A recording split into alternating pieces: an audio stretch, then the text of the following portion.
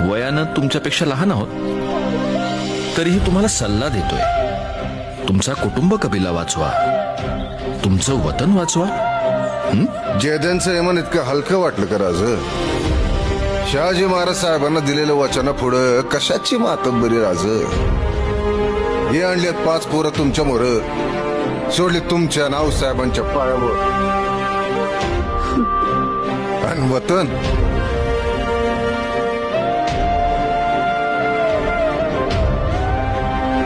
हे सोडलं वतन आऊसाहेबांच्या पायावर.